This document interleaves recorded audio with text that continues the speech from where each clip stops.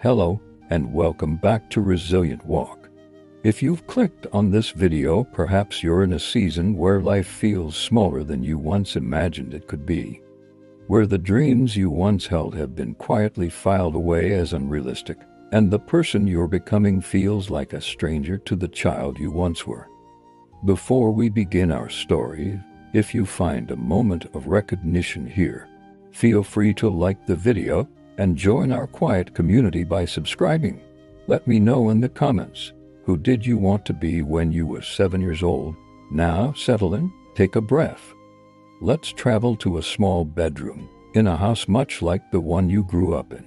There was once a child, let's call him Thomas, who built entire worlds in his mind. At 7 years old, Thomas knew exactly who he was meant to be, not in the vague way adults speak of potential, but with the crystalline certainty that only children possess. He was an explorer, a protector, someone who would discover things that mattered, someone brave. In the landscape of his imagination, Thomas had established laws for how the world worked, not the world as it was, but the world as it should be.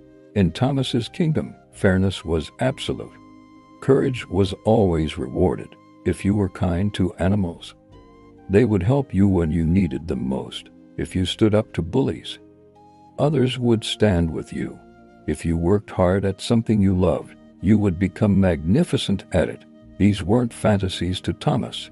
They were blueprints, principles, the architecture of the life he was building toward. He drew elaborate plans in notebooks, not just what he would do, but who he would be. He would be someone who kept promises, someone who noticed when others were sad, someone who wasn't afraid of the dark, or at least someone who went into the dark anyway when someone needed help. Thomas practiced being this person. He rescued earthworms from the sidewalk after rain, carrying them to soft soil, a small act, but in his mind, this was training for larger rescues to come. He learned the names of constellations because explorers needed to navigate by stars. He taught himself to whistle loudly because heroes needed to signal through danger. In Thomas's imagination, the path forward was clear. You simply became who you were meant to be. You grew into your destiny the way a seed grows into a tree, naturally, inevitably, magnificently. But then Thomas started growing up, and the world began explaining patiently and persistently that his kingdom, the one in his mind, with its perfect laws and clear purpose, didn't exist. Teachers redirected his attention from constellations to more practical subjects. Adults smiled tolerantly at his principles, calling them sweet but naive. Somewhere around age 12, a guidance counselor asked what he wanted to be, and when Thomas tried to explain not a job, but a kind of person, she gently steered him toward careers, concrete things, realistic options. The message was subtle but constant. The world doesn't work the way you imagined. The rules you invented don't apply.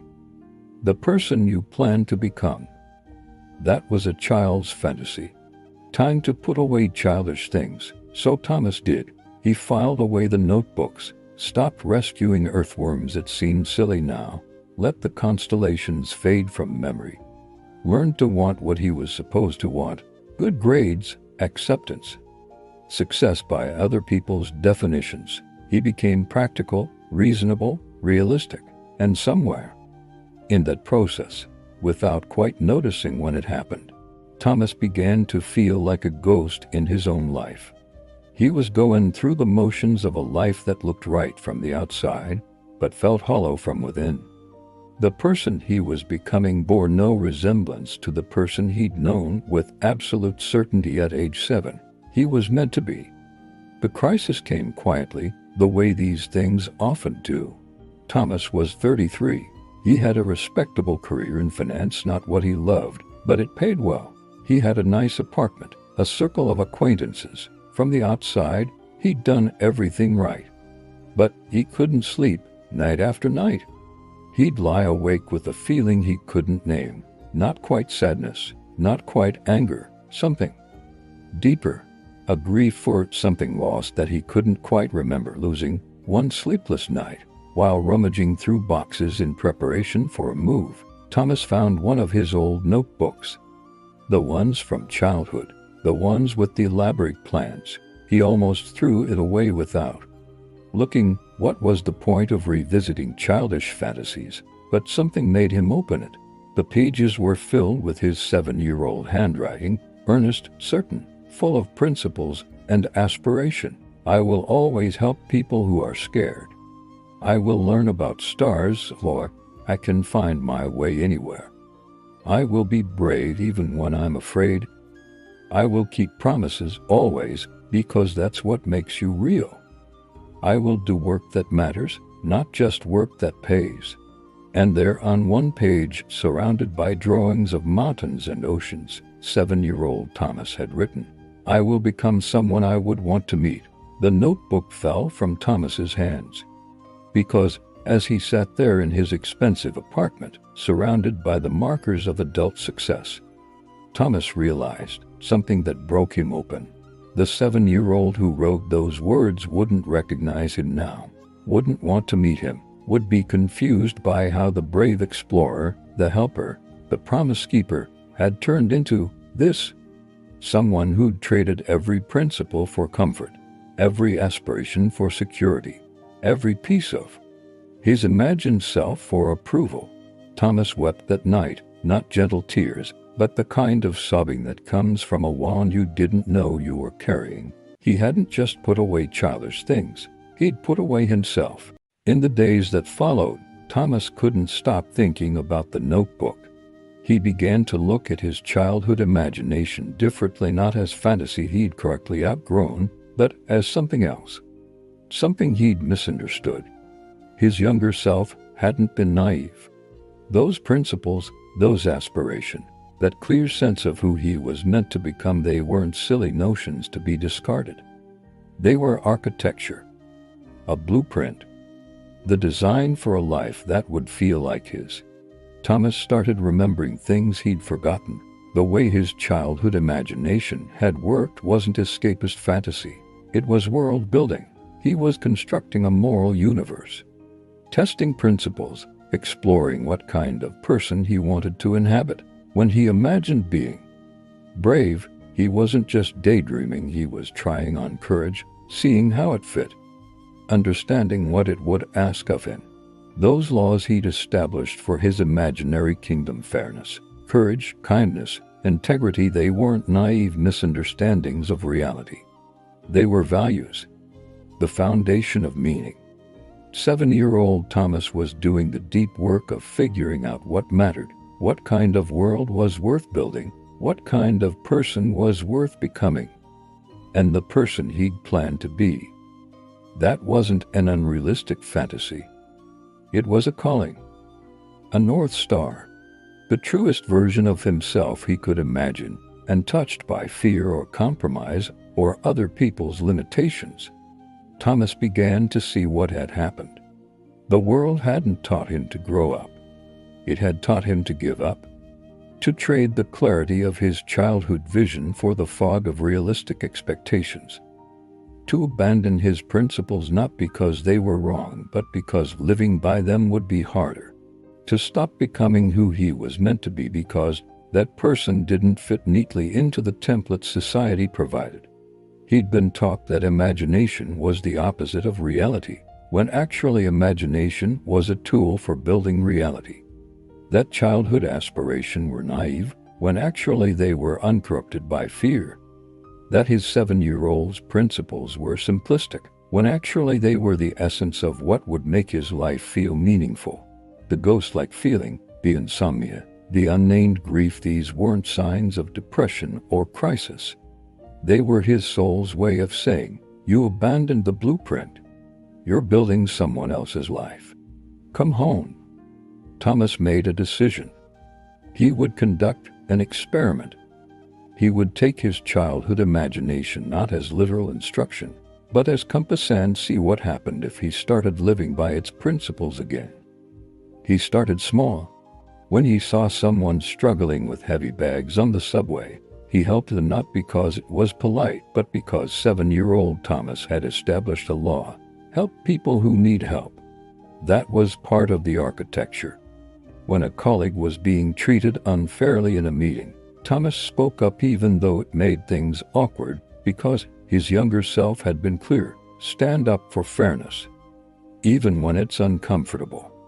He took a stargazing class, not because it was practical, but because the explorer he'd meant to become needed to navigate by stars. It was part of the design. And something extraordinary happened. Each time Thomas honored one of his childhood principles, he felt a little less like a ghost, a little more present, as if the person he was becoming was finally starting to align with the person he'd always known he was supposed to be. The principles worked. Not in a magical way. Life didn't become easy or fair or safe. But they gave him something maps drawn by others never could: coherence. A sense that the person showing up each day was authentically him, built on the foundation his younger self had so carefully laid. Thomas didn't quit his job and become an astronaut. He didn't move to the mountains and live in a cabin. This wasn't about rejecting adult complexity or responsibility. It was about something more subtle and more profound: integration. Thomas learned to hold both his childhood wisdom and his adult experience together. His 7-year-old self had been right about what mattered: courage, kindness, purpose, integrity. His 33-year-old self knew things his younger self couldn't: that courage often looks like small acts, that kindness costs something, that purpose requires patience. He couldn't return to childhood, but he could return to the blueprint. Thomas began making different decisions. When a promotion required him to compromise his integrity, he turned it down, not recklessly, but clearly, because his younger self had been unambiguous. Some things aren't for sale. That was load-bearing. Architecture, remove it, and the whole structure of him would collapse. He volunteered with a search and rescue organization, not to become a hero in the dramatic sense his 7-year-old self imagined, but to honor that core aspiration: be someone who helps people find their way. That was part of the design. It mattered. He built friendships based on the principles in his childhood notebook: keep promises, show up when people are scared, be someone worth knowing. His social circle got smaller, but infinitely more real. And slowly over time, Thomas noticed something remarkable. The person in the mirror was starting to look like someone his 7-year-old self would recognize, would be proud of, would want to meet. Thomas also began to notice other people walking through the world with that same ghost-like quality he'd felt.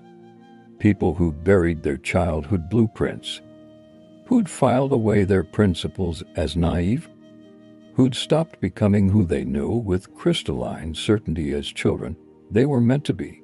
And when he could, gently, he would ask them, who did you want to be when you were young? Not what did you want to do, did you want to be? And he'd watch their faces change as they remembered, as they touched, for a moment, that clear vision they'd once held. Sometimes they'd dismiss it. Oh, that was just a kid's fantasy. And Thomas would say, quietly, was it? Or was it the clearest you've ever been about what mattered? Before you learned to be afraid? Because here's what Thomas had learned. Your childhood imagination wasn't naive. It was uncorrupted. Before you learned what was realistic or practical or appropriate, you knew what would make your life feel meaningful. You established principles for the person you wanted to become. You built an architecture for a life that would feel true. That wasn't childish. That was profound. And the grown-up work isn't to abandon that blueprint. It's to honor it with adult sophistication. To build the life your younger self designed, using the skills and wisdom your older self has earned. The 7-year-old's vision of courage was simple: be brave. The adult's understanding of courage is complex. It's showing up when you're terrified, speaking truth when it costs you, choosing integrity over approval. But they're the same principle. Same architecture, just built with better materials. Thomas kept the notebook. He read it regularly, not as nostalgia, but as calibration. Whenever he felt like a ghost again, whenever he started compromising himself into hollowness, he would return to those pages and ask, is the person I'm becoming someone my younger self would recognize? Would he be proud? Would he want to meet me? And if the answer was no, Thomas would adjust course. Not dramatically, not recklessly, but clearly, because he'd learned you can lose many things in life and survive. You can lose money, status, opportunities. But if you lose the blueprint, if you become someone unrecognizable to the child who knew exactly who you were meant to be, then you lose yourself. And nothing is worth that. And so Thomas learned that his childhood imagination wasn't something he'd outgrown. It was something he'd abandoned. And the hollowness he'd felt for years, it was the space where his true self should have been. Standing empty. Perhaps your life is the same. Perhaps you, too, once knew exactly who you were meant to become, before you learned to be realistic, before you filed away your principles as naive, before you stopped building yourself according to your own blueprint and started constructing a person who would fit other people's expectations. What if you gave yourself permission to remember, to go back to that child who knew, with absolute certainty, what mattered, who established laws for how the world should work, not how it does work, but how you would make it work, who imagined a version of yourself uncorrupted by fear or compromise? What if that wasn't childish fantasy? What if that was your foundation? The architecture you were meant to build upon, not abandon. Your childhood imagination wasn't naive. It was wise in a way that adult sophistication often isn't. It knew what would make your life feel meaningful before you learned to want what you were supposed to want. Those principles you established, they weren't simplistic. They were essential, the load-bearing structures of a life that would feel authentically yours. That person you aspired to become, they weren't unrealistic. They were you, the clearest version of yourself you could see before the world taught you to lower your eyes. What if you asked yourself, who would I have become if I'd never learned to be afraid? If I'd built my life on the principles I knew were true as a child? If I'd honored the blueprint instead of abandoning it? And what if it's not too late?